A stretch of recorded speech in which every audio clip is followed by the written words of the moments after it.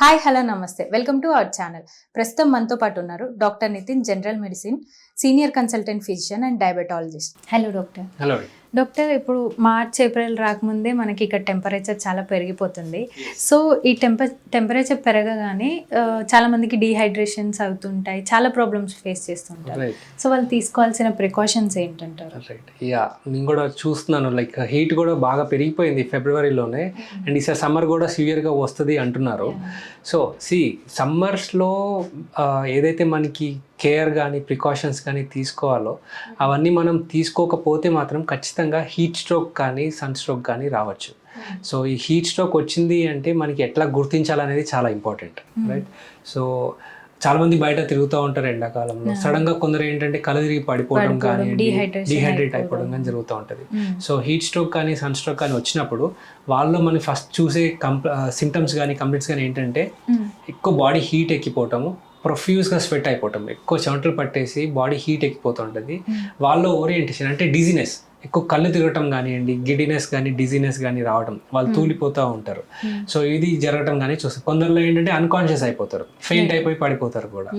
So ఇట్లాంటి symptoms అనేది మనం చూడంగానే ఇమీడియట్గా వాళ్ళని ఏదైనా షాడోలోకి లేదంటే నీడలోకి తీసుకెళ్ళిపోవాలి. కోల్డ్ వాటర్ అనేది పోయాల్సి వస్తుంది, వాళ్ళని హైడ్రేట్ చేయాల్సి వస్తుంది.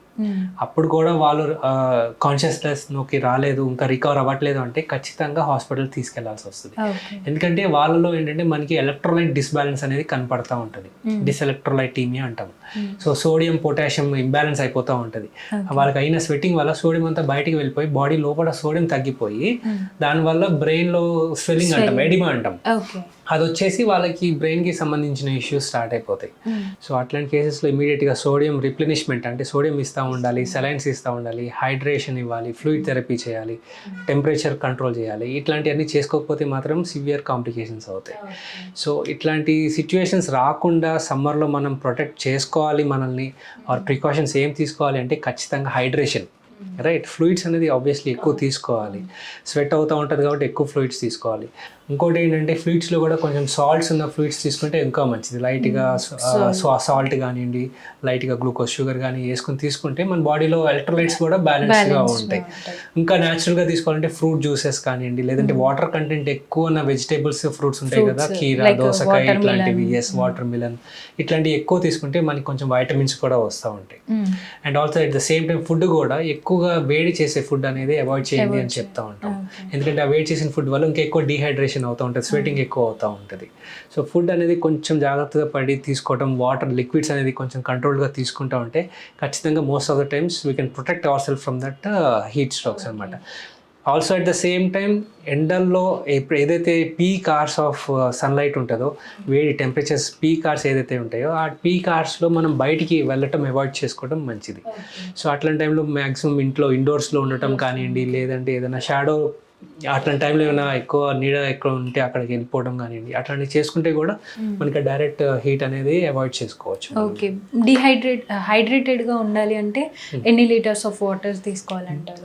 Depends again. ఒకవేళ మీరు ఇంట్లోనే ఉంటున్నారు, స్వెటింగ్ ఏమి అవ్వట్లేదు అంటే యాజ్ అన్ అడల్ట్కి recommended doses 2.5 to 3.5 litres of liquids, right?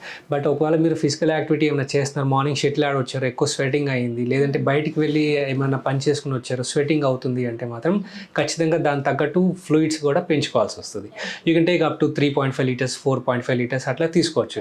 Sports persons చూసారంటే వాళ్ళు 5-6 లీటర్స్ కూడా తీసుకుంటారు. అట్లని చెప్పి ఇంట్లో కూర్చున్న వాళ్ళు అట్లా 6 లీటర్స్ తీసుకున్నారంటే దానివల్ల సైడ్ ఎఫెక్ట్స్ ఎక్కువ ఉంటాయి మళ్ళీ. సో చూసుకుని బ్యాలెన్స్డ్గా మనం లిక్విడ్స్ తీసుకోవాలి. అట్ ద సేమ్ టైం మళ్ళీ ఇక్కడ లిక్విడ్స్కి వచ్చేసరికి కొందరు పేషెంట్స్ ఉంటారు, హార్ట్ ప్రాబ్లం, కిడ్నీ ప్రాబ్లం ఉన్న పేషెంట్స్ ఉంటారు.